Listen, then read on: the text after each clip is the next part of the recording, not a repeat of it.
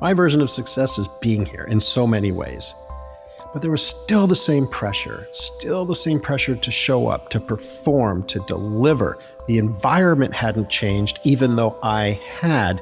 And as a result, that lack of change in the environment that nearly killed me almost did. I was not doing what is fundamentally core to who I am as a person, career-wise, lifestyle-wise. My identity was maybe holding me down. Hey there, it's AJ. Thanks for joining me for another episode of Code 3 Life Reinvented. Today, I'm going to talk about the wake-up call I ignored. And to be perfectly honest, I'm going to open up here and acknowledge that some of this will be a little hard to discuss for me at least. And frankly, I've been through not one, but two wake-up calls. And the real story, what I really want to get into in this conversation here is around the real story that happened in between my two wake-up calls. I thought the wake-up call that I had, and for those of you that know my story or have been listening to this podcast for a while, I had a massive widowmaker heart attack on October 8th, 2016, mountain biking with friends of mine. I thought my wake-up call was the heart attack. Truth is, the wake-up call wasn't that event. It's what I did afterwards. Again, my first heart attack was Saturday, October 8th, 2016. Beautiful fall day back where I used to live in Marin County, California. I am very lucky to be here. I'm grateful that I had some very quick thinking friends to get me down the trail, to a car, to the hospital. And I have all sorts of gratitude for the life that I have now and for friends that were able to get me to the hospital when none of us knew what was really happening. And the reality coming out of that event, i.e., going through the surgery and getting out of the hospital after a few days in the ICU, on one hand, I was scared straight. And a heart attack will do that to people. It will scare you absolutely straight. Or put another way, it'll scare you shitless. And I felt all of that. Those early days, I wasn't sure if I could walk around the block without triggering another heart attack. I was petrified to put anything in my mouth. I didn't know what food was safe and what wasn't. And if I had something that wasn't safe, would that in turn lead to another scary event? Those early days, I remember, were tough, really scary. But with time, as with many things, we move on and we get a handle on our situation. We formulate a plan forward. In my case, I worked with doctors and a nutritionist and some really great nurses, joined cardiac rehab to get myself on the most promising path forward. But I have to be really honest. It's not that I ignored this wake-up call. I respected it. Frankly, I was scared to death of it, but if I'm being radically honest here, it was a brief relationship with that respect. And what surprised me later on is to find out how common this is. You see, for me, once I knew what my plan was, my nutritionist guided me onto the Mediterranean diet. You can look it up. I did cardiac rehab. I got right on the exercise program, 3 days a week, an hour of cardio a session, and really felt like I was getting on track. As I like to say, the weight fell off of me. Not that I had a ton of weight to get rid of, but it fell off of me like snow falling off a roof when the snow starts to melt. It sort of felt that way. But the reality is life kind of regressed back to the mean. And I was really religious about the exercise component. I felt like this is keeping me healthy. It's helping me eliminate stress or keep my stress levels down, burn off that stressful energy. And while I had stopped drinking after that first heart attack, old habits started to creep back in. I started to drink a little bit, just on the weekends with my friends. You know, if they had a couple pints of beer, I might have had a very small one and just sipped it. I may not have finished it. My diet, I was ardently on board with the Mediterranean diet. With time, little more steak started to work its way in. Maybe a slice or two here, a slice or two there. Eventually, maybe a cheeseburger slid on the plate in front of me. And I'm not proud to say all this. I'm just being honest. And I guess I take some level of relief knowing that I wasn't alone like this. Roughly 70% of people like me don't maintain long-term lifestyle changes after a major health event. And I find that fascinating. 70% who've gone through something massive like what I went through don't maintain these lifestyle changes. And I don't think that's too dissimilar for a lot of people when we do diets. What's the data point? I don't know. Something like 90% of people who lose weight gain their weight back in short order and so forth. I was motivated to toe the line and live a truer life in reverence of this heart attack and how I need to live. But let's face it, when you go down the checklist, that's where things get really interesting, right? And I call this the space between. And the space between wake-up call number 1, which I've just discussed, and the second wake-up call, which would happen 8 years later. So the space between is normalcy just threw a lasso around my waist and just reeled me in very slowly. I stayed in financial services. Now, I had, during my time in convalescence, after I was out of the hospital and put on leave, I asked the universe what I should do with myself, and the universe answered, use your story to help and inspire others. And I committed to that. I have never wavered from that commitment. This is my life mission.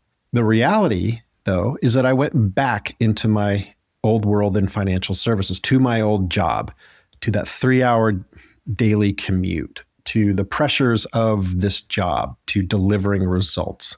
While my definition of success had changed as a survivor, my success is being here. My version of success is being here in so many ways. But there was still the same pressure to show up, to perform, to deliver. The environment hadn't changed, even though I had. And as a result, that lack of change in the environment that nearly killed me almost did.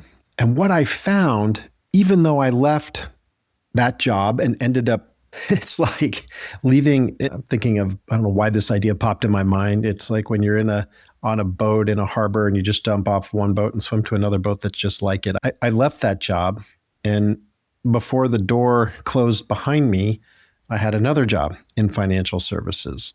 I'd gone from asset management to wealth management.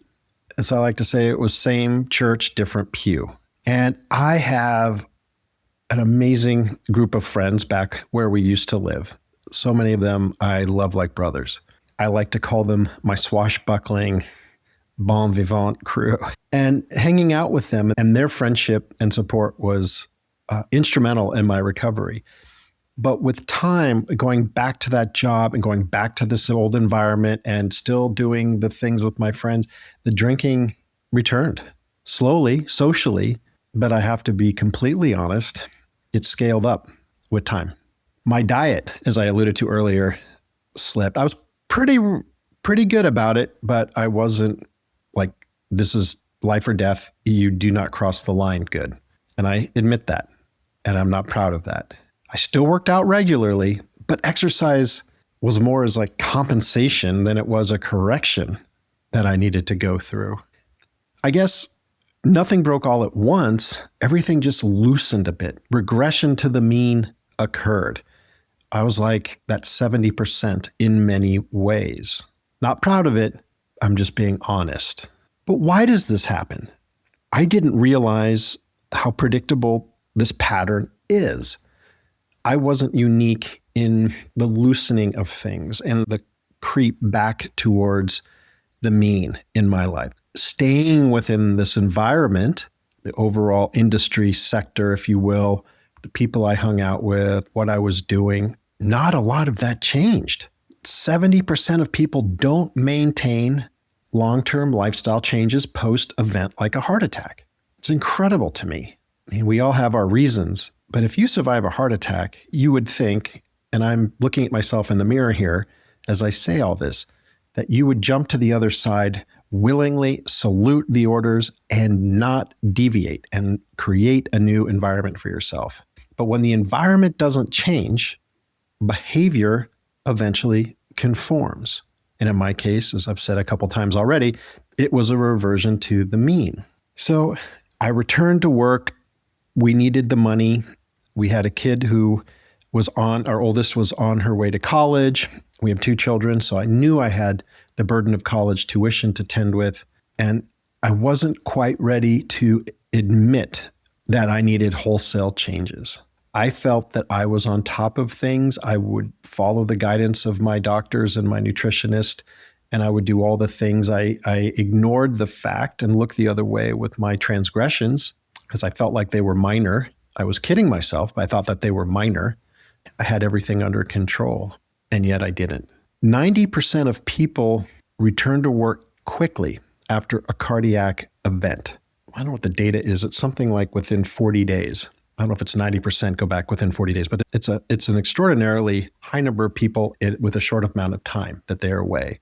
And work just sucks you back in, right? You go back, suddenly your emails pile up, the meetings hit the calendar, your team starts asking you for guidance, your manager, checks in on you, but work has to get done, and you start getting tasks or assignments or asked to think about things for the leadership or where the business is going, whatever it is.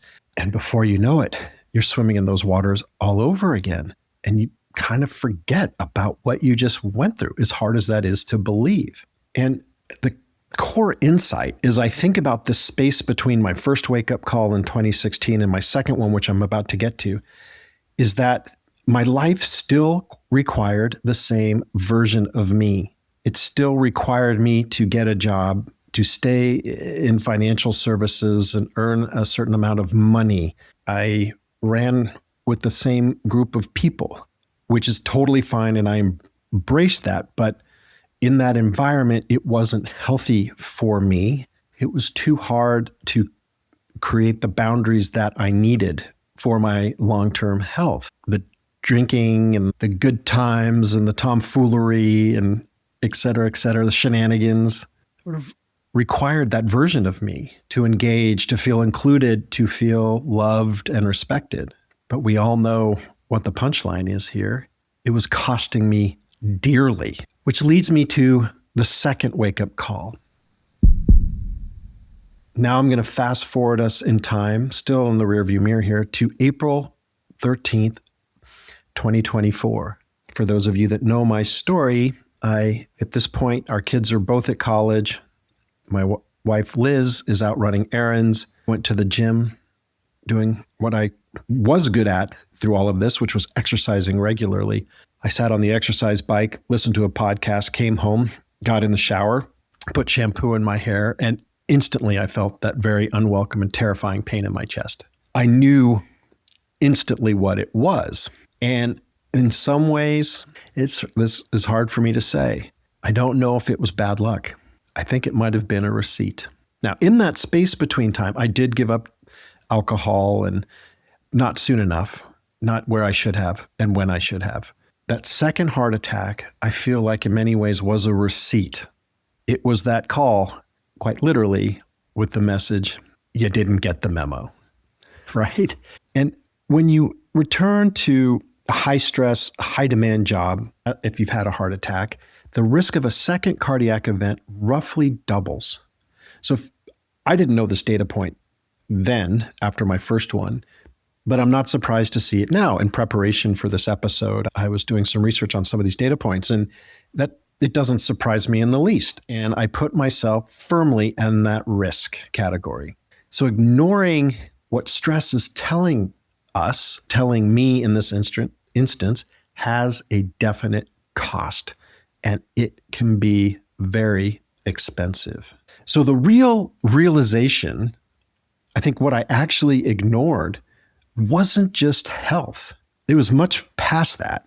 I mean, I'm not going to lie to you. I don't want to be honest, I was hyper vigilant about seeing all my doctors and staying on top of all my lipid panels and blood work and stress tests and echocardiograms, all that. I was by the book. My numbers in all those facets were excellent. But I knew that I was cheating, not just at the margins, but at a much greater level than that. Alignment was not there. As I know myself now, looking back at myself only a few years ago, post heart attack number one, I was not doing what is fundamentally core to who I am as a person, career-wise, lifestyle-wise. My identity was maybe holding me down. My identity to be a senior person in the world of financial services who lives in a nice zip code over there in the Bay Area, in many ways, I think was holding me down. It takes a lot for me to think about this and say it out loud, but I think that's absolutely true. And just ultimate postponement of the changes that truly needed to be made. And the wake-up call, it wasn't about dying. I think it was about how I was living, if I'm being totally honest with you. So as we think about all this, and thank you for listening, I think the wake-up call in this conversation, in this solo episode with you, isn't necessarily, it's the crisis, right? I think it's the moment you realize you're slowly returning to the life that caused it. And I think that's what I hope you can sit with. As if you take anything away from my personal journey here, is, are you realizing that you're returning to the life that caused whatever crisis, whatever wake-up call you might have gone through? I just want to let that sit with you, because you might still be functioning and you might be out of alignment. And how is that feeling?